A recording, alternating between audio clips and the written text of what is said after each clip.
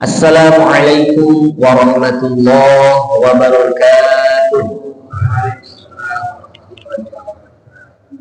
Innal hamdalillah nahmaduhu wa nasta'inuhu wa nastaghfiruh wa na'udzu billahi min shururi anfusina wa min sayyiati a'malina. Man yahdihillahu fala mudilla lahu wa man yudlilhu fala hadiya lahu. Asyhadu an la ilaha illallah wahdahu la syarika lah wa asyhadu anna Muhammadan 'abduhu wa rasuluh la nabiyya ba'dah. Shalatan wa salaman da'imain mutalazimain ila yaumil qiyamah, amma ba'd. Qala Allah ta'ala fi kitabihil karim, a'udzu billahi minasy syaithanir rajim. Bismillahirrahmanirrahim. Ya ayyuhalladzina amanu hal adullukum ala tijarah tunjikum min 'adzabin alim tu'minuna billahi wa rasulihi wa tujahiduna fi sabilillahi bi amwalikum wa anfusikum dzalikum khairul lakum in kuntum ta'lamun. Shadaqallahul 'azim. Hadirin Bapak Ibu jamaah yang dirahmati Allah Subhanahu wa taala. Pertama-tama marilah kita panjatkan puja puji syukur kehadirat Allah Subhanahu wa taala yang mana alhamdulillah dalam keadaan sehat walafiat ini kita ditakdirkan oleh Allah untuk terus beribadah kepada-Nya, karena bisa jadi dengan tidak beribadahnya kita itu menunjukkan bahwasanya kita tidak ditakdirkan oleh Allah untuk beribadah. Untuk itu teruslah bersyukur kepada Allah ketika kita dalam kondisi ditakdirkan oleh Allah untuk beribadah kepada-Nya. Sangatlah beruntung kita menjadi umatnya Nabi Muhammad. Untuk itu perlu kiranya kita terus meningkatkan sholawat dan salam untuk beliau, agar kita pun mendapatkan curahan rahmat dan salam tersebut, di mana kelak mudah-mudahan kita mendapatkan syafaat dari Nabi Muhammad sallallahu alaihi wasallam. Hadirin yang dimuliakan Allah Subhanahu wa taala. Sebelum memulai kajian pada pagi hari ini, alangkah baiknya kita awali terlebih dahulu dengan membaca ayat suci Al-Qur'an.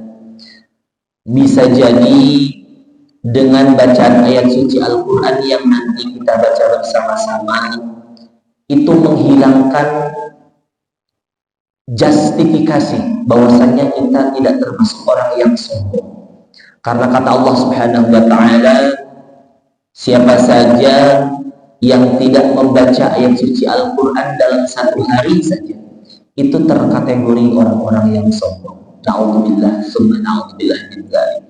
Karena Al-Quran, setiap Al-Quran yang kita baca, setiap hurufnya akan Allah lipat gandakan menjadi 10 kebaikan. Untuk itu beruntunglah kita berada di dalam majlis yang mulia ini, bukan hanya untuk mencari ilmu, tapi semoga Allah catat menjadi hamba-hambanya yang senantiasa meningkatkan keimanan dan ketakwaan kepadanya. Amin ya rabbal alamin. Mari kita baca ayat yang tadi saya baca di awal. Akan saya contohkan terlebih dahulu dengan membaca surah Al-Fatihah, kemudian dilanjutkan membaca ayat yang tadi saya baca adalah surah As-Saff. Jangan hanya bacaannya yang jelek. Mohon maaf jika suara saya jelek, mohon maaf jika nadanya juga jelek. Mudah-mudahan Bapak dan Ibu suaranya lebih bagus dari saya. Allah tidak melihat dari suara yang kita lantunkan, tapi dari hati, bukan hanya dari lisannya saja. Insya Allah mudah-mudahan pahala untuk kita semuanya. A'udzu billahi minasy syaithanir rajim. Mangga bersama-sama.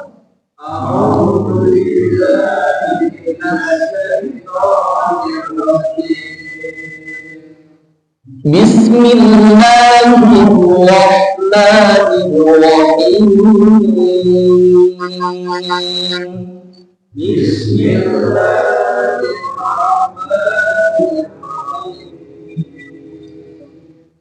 Alhamdulillahi Rabbil Alamin. Alhamdulillahi Rabbil Alamin. Ar-Rahmanir Rahim.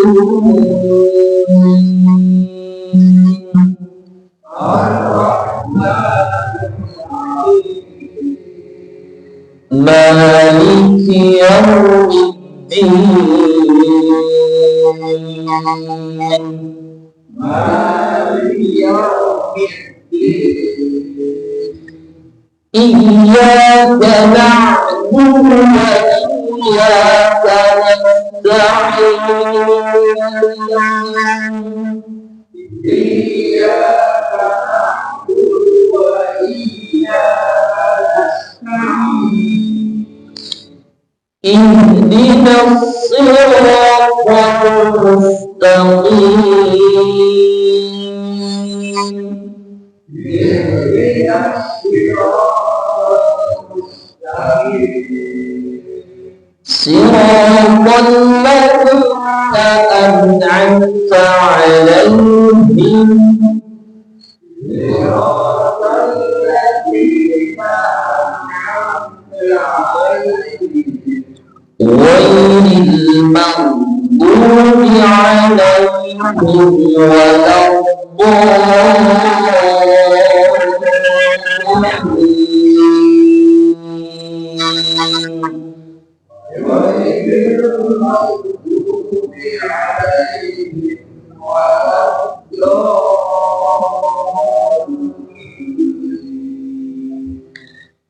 Bismillahirrahmanirrahim. Bismillahirrahmanirrahim. Ya ayyuhalladzina amanu. Ya ayyuhalladzina amanu. Hal adullukum ala tijarah tunjikum min azabin alim.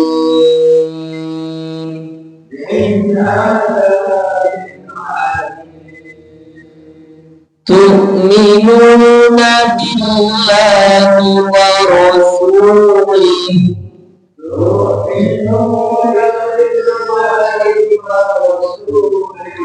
wa tujahiduna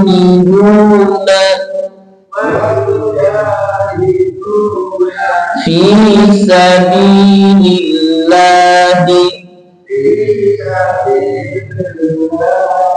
bi amwalikum wa anfusikum. Dzalikum khairun lakum in kuntum ta'lamun.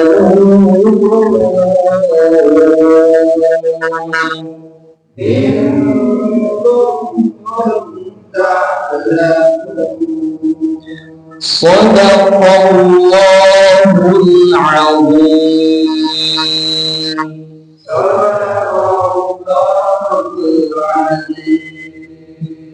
Alhamdulillahirabbil alamin.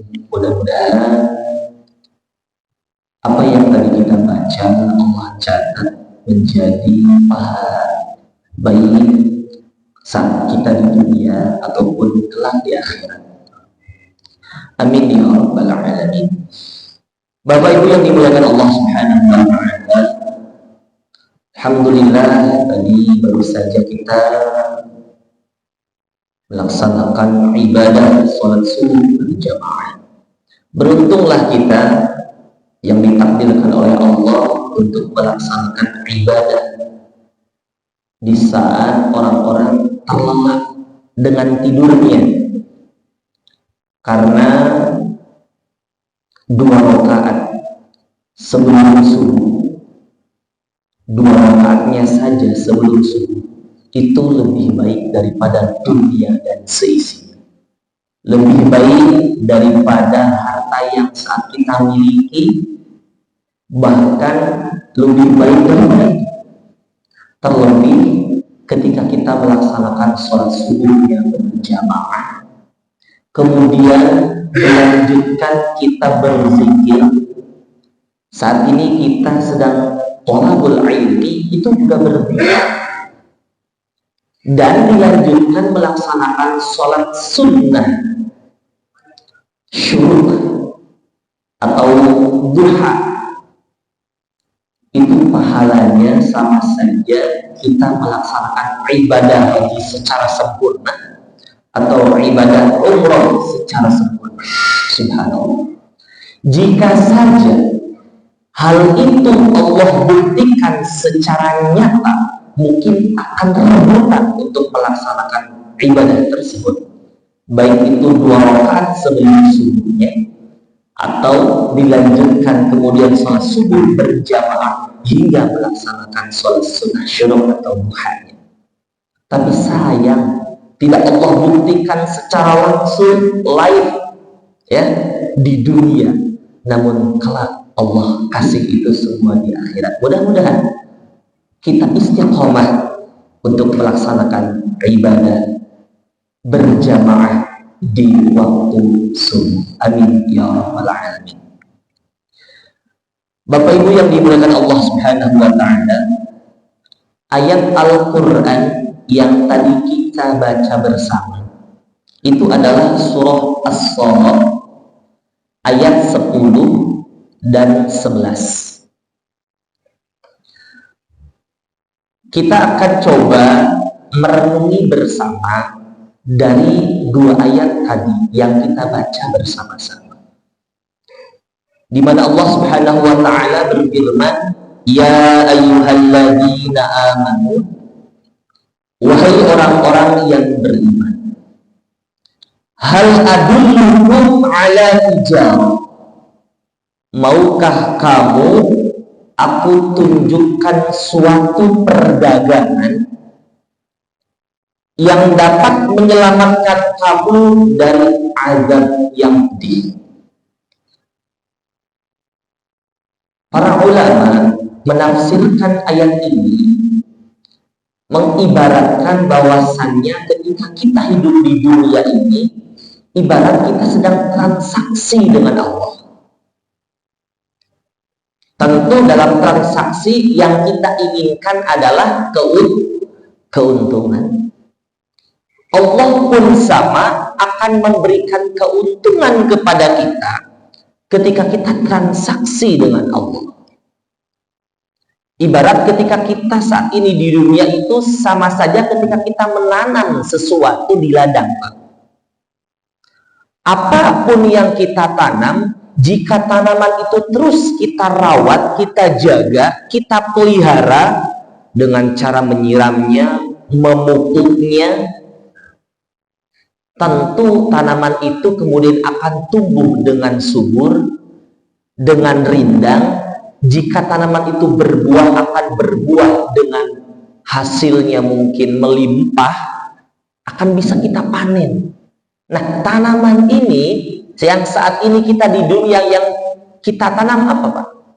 Amal solih, sholat, bacaan Al-Quran, sodako, saling tolong menolong, ya, berkata jujur, fastabiqul khairat, berlomba-lomba dalam kebaikan, berjihad fisabilillah, Banyak lagi tanaman-tanaman yang bisa kita tanam yang akan kita panen kelak di akhirat.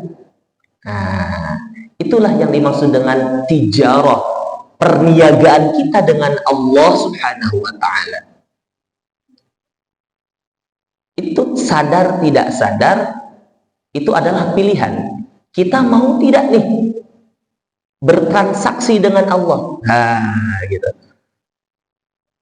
Karena terkadang kita terkalahkan oleh hawa nafsu yang seharusnya kita melakukan kebaikan, karena nafsu yang kemudian mempengaruhi tindakan kita, kebaikan itu terkalahkan oleh nafsu itu.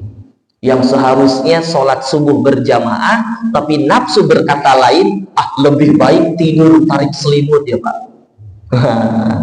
Lagi-lagi demikian godaannya. Daripada baca Al-Quran, lebih baik buka TikTok, lebih baik buka Instagram. Lagi-lagi kita berada di dalam pilihan yang dilematis. Padahal kita sendiri nanti yang akan memanen kelak di akhirat. Dan tentu apabila kita panen saat ini adalah dengan amal soleh, di akhirat adalah kita akan memanennya sesuatu yang baik juga. Keuntungan itu yang akan Allah berikan kepada kita. Kita lanjut. Caranya bagaimana kata Allah? Caranya adalah tu'minuna billah wa rasulih wa tujahiduna fi sabilillah bi amwalikum wa anfusikum. Ada 4 cara agar kita sukses di dunia dengan menanam tadi, dalam rangka tijarah, bertransaksi dengan Allah yang kelak di akhirat akan kita panen. Ada 4 cara. Yang pertama, tu'minuna billah, beriman kepada Allah. Subhanallah, di dalam surah Al-Baqarah Allah pun menyampaikan, Dzalikal kitabu la raiba fihi hudan lil muttaqin. Siapakah orang-orang yang bertakwa? Alladzina yu'minuna bil ghaibi. Yang pertama Allah sampaikan, ajarkan kepada kita, orang-orang bertakwa adalah orang-orang yang beriman kepada hal gaib. Tentu Allah lah yang pertama yang dimaksud hal gaib di situ. Nah, pertanyaannya, bagaimana sih kita beriman kepada Allah itu? Dengan cara apa sih kita beriman kepada Allah? Saya kira Bapak dan Ibu sudah paham. Namun dalam praktiknya, ketika kita beriman kepada Allah, apakah sudah sesuai yang Allah inginkan? Apakah sudah sesuai dengan Rasulullah ajarkan? Nah, itu. Karena akhir-akhir ini banyak sekali penyelewengan yang katanya itu adalah beriman kepada Allah, padahal na'udzubillah min dzalik sedang menyimpangkan keimanan kepada Allah Subhanahu wa taala. Mudah-mudahan apapun yang telah kita lakukan itu sesuai dengan apa yang telah Allah perintahkan di dalam Al-Qur'annya dan Rasulullah contohkan di dalam hadisnya. Tentu yang dimaksud beriman kepada Allah adalah jadikan Al-Quran sebagai pedoman hidup.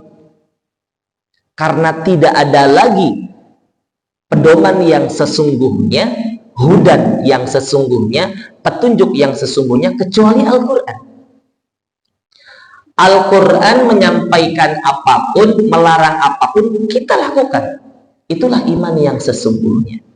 Dan bagaimana kita mengetahui Al-Quran ini sebagai pedoman hidup? Ayat-ayat Al-Quran memerintahkan apa ataupun melarang apa dari siapa? Tentu dari para ulama. Para ulama lah berarti yang harus kita ikuti. Nah, ulama yang mana pertanyaannya? Lagi-lagi demikian. Tentu kita harus mencari ulama yang mengajak kebaikan dan melarang atau untuk meninggalkan hal-hal yang dilarang oleh Allah Subhanahu wa Ta'ala. Banyak Pak Ibu saat ini ulama-ulama yang dadakan, subhanallah ya, baru entah mungkin setahun 2 tahun belajar agama, lewat YouTube barangkali belajarnya ya, tiba-tiba mendadak jadi ulama. Naudzubillah. Jelas-jelas banyak pesantren-pesantren yang sudah tua, di sana terdapat ulama-ulama yang sangat alim, soleh, ahli ibadah. Itulah yang harus kita ikuti. Dan apapun yang disampaikan oleh beliau-beliau yang mulia ini, tentu itu adalah bersumber asli dari Al-Quran. Apapun yang dicontohkan oleh ulama-ulama terdahulu kita, itu tentu sudah dirangkum dari Al-Quran dan hadisnya Nabi Muhammad SAW. Ketika kita mengikuti ulama-ulama demikian, ulama-ulama yang soleh, yang alim, ahli ibadah, insya Allah itu sedang membimbing kita untuk beriman kepada Allah Subhanahu wa Ta'ala. Al-Quran mengatakan misalkan, aqimis shalah, dirikanlah sholat. Ketika kita melaksanakan sholat, berarti itu kita sedang beriman kepada Allah. Al-Quran memerintahkan laksanakan puasa. Ketika kita melaksanakan puasa, berarti sedang beriman kepada Allah.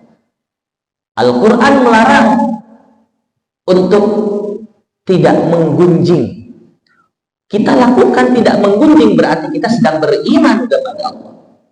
Apapun yang terdapat di dalam Al-Quran, dan Al-Quran kita jadikan pedoman, berarti kita sedang beriman kepada Allah. Dan perlu kita ingat kembali bahwasannya kadar iman seseorang itu kadang bertambah, naik, ataupun berkurang. Itu sesuai dengan kondisi. Ketika pencoblosan kemarin misalkan, kita sudah komitmen nih, saya mau pilih ini saudara saya, ini idola saya.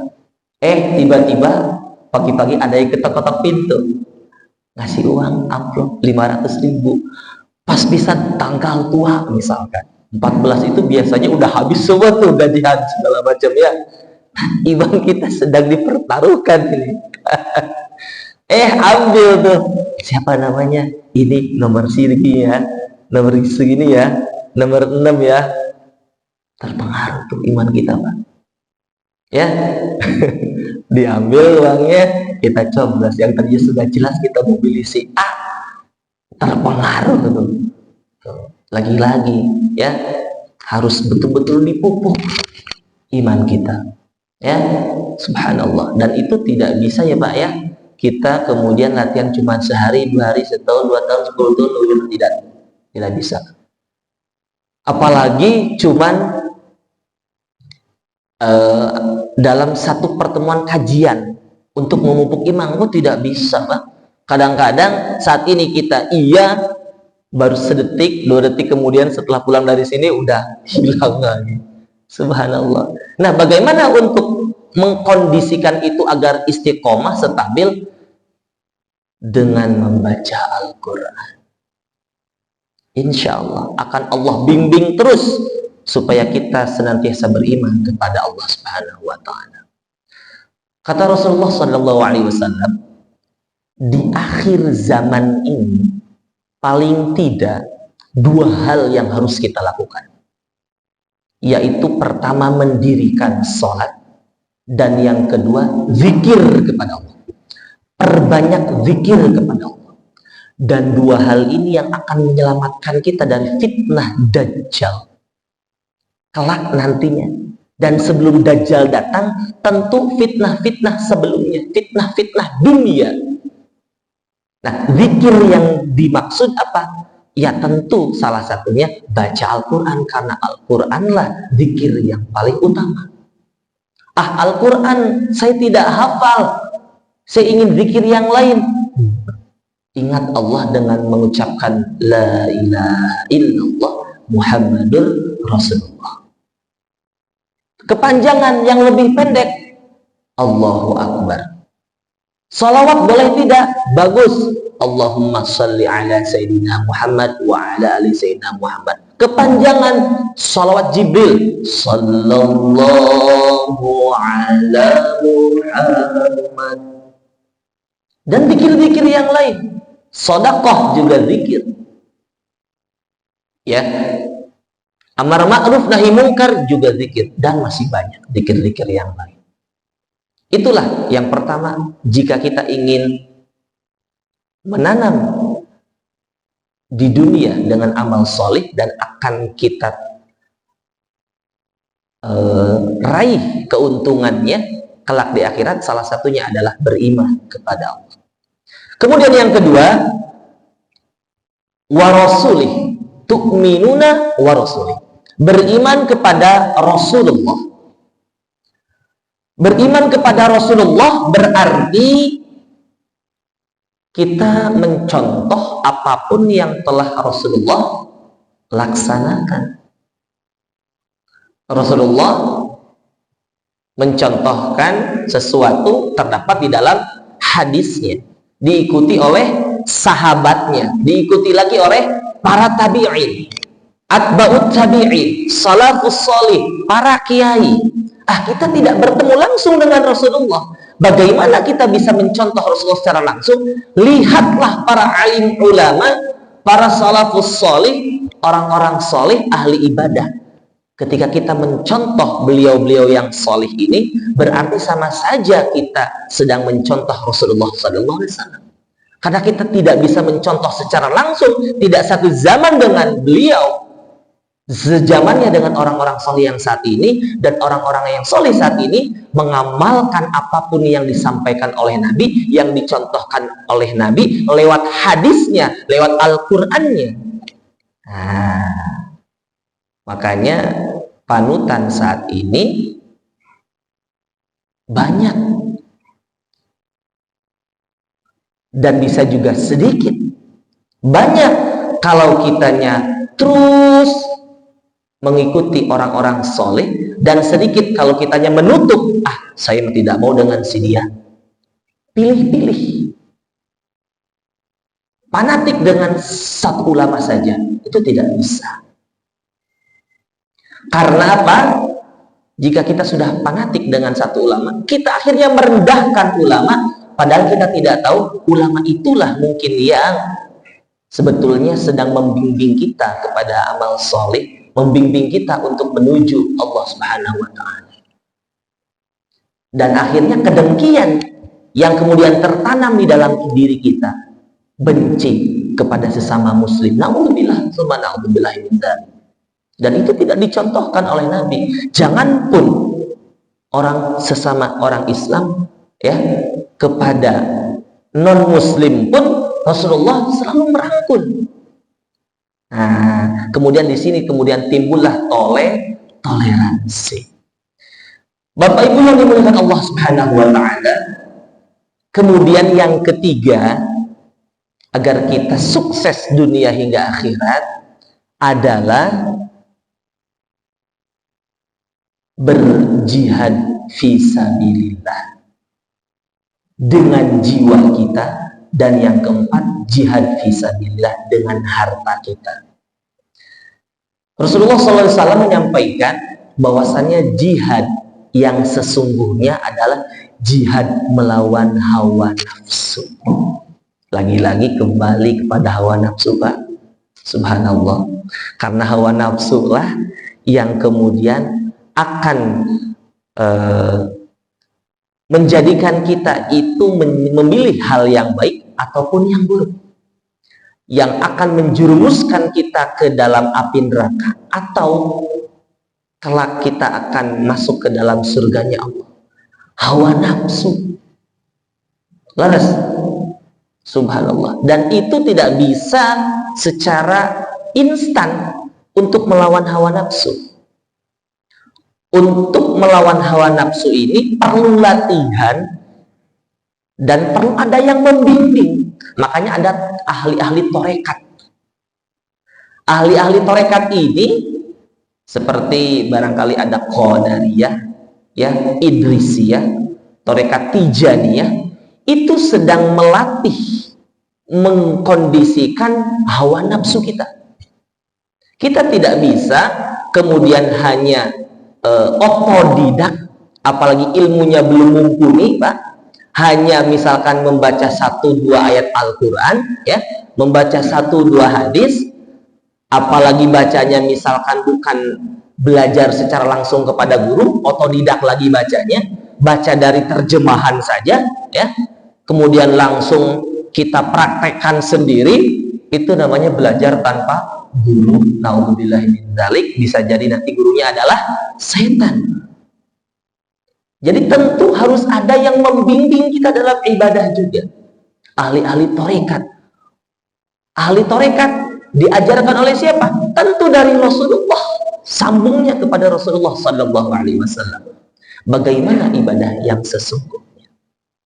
Nah, melawan nafsu ini kita tidak bisa latihan sendiri, harus betul-betul dibimbing.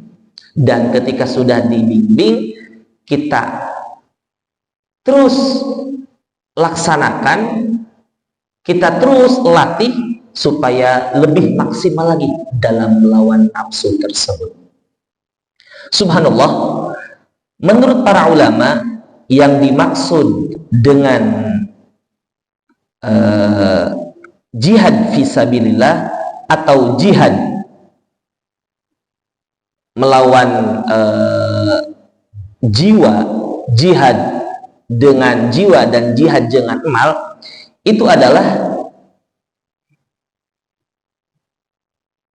berimannya kepada Allah dan Rasulnya, dalam artian beriman juga kepada Allah Subhanahu wa Ta'ala dan utusannya, menjadi fundamental dan mutlak, di mana kita melawan hawa nafsu ini, itu menunjukkan bahwasanya kita sedang beriman kepada Allah, kita sedang beriman kepada Rasulullah. Jadi ada kaitannya, ada hubungan erat. Ketika kita sedang melawan hawa nafsu, berarti disitulah kita sedang beriman kepada Allah, dan disitu juga kita sedang beriman kepada Rasulullah Sallallahu Alaihi Wasallam. Karena beriman kepada Rasulullah, beriman kepada Allah, kemudian hawa nafsu kita tidak dikengkang, itu sama saja imannya belum sempurna. Bahkan bisa jadi belum beriman kepada Allah dan belum beriman kepada Rasulullah. Jadi intinya adalah dalam menjaga hawa nafsu tersebut untuk meraih kesuksesan di dunia dan akhirat. Subhanallah, perlu latihan, bahkan bisa jadi seumur hidup, Pak. Ya, karena Rasulullah SAW menyampaikan, sebentar, Pak.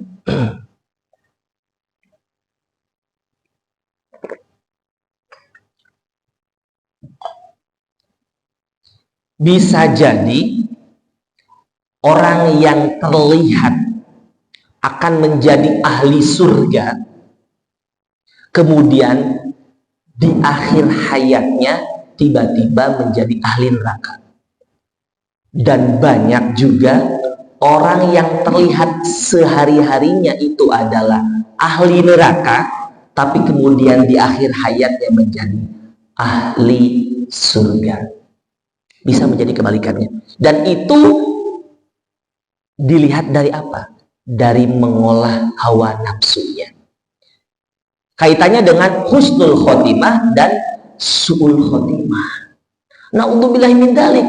Saat ini kita bisa melawan hawa nafsu, mengkondisikan nafsu kita, tapi di akhir hayatnya kita su'ul khotimah. Na'udzubillahi min dzalik.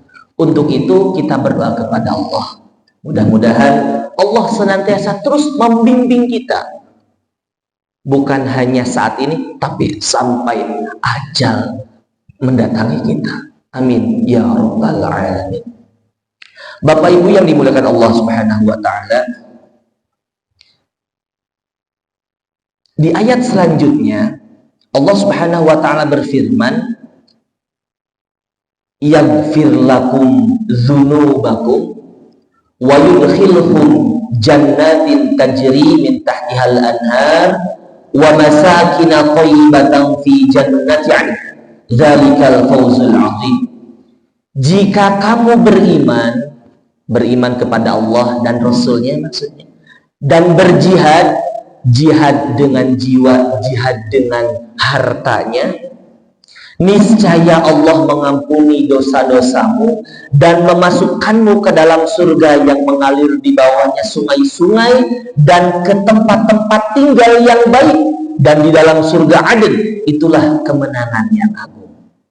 Nah, jadi kesuksesan yang dimaksud yang tadi saya sampaikan itu ada pada ayat selanjutnya, yaitu tentu harapan kita setelah melakukan tadi beriman kepada Allah, beriman kepada Rasulullah, jihad dengan jiwa, jihad dengan harta, adalah mendapatkan kebahagiaan kelak di akhirat. Allah sudah menjanjikan, bahkan jelas sekali, surganya adalah namanya surga Aden. Mudah-mudahan kita senantiasa memperoleh itu kelak di surganya Allah, kelak di akhirat. Dan sebelum itu Allah bimbing saat ini ketika kita di dunia menjadi hamba-hambanya yang taat, menjadi hamba-hambanya yang bersabar, yang ikhlas, yang konsisten, istiqomah dalam beribadah kepada Allah Subhanahu wa ta'ala.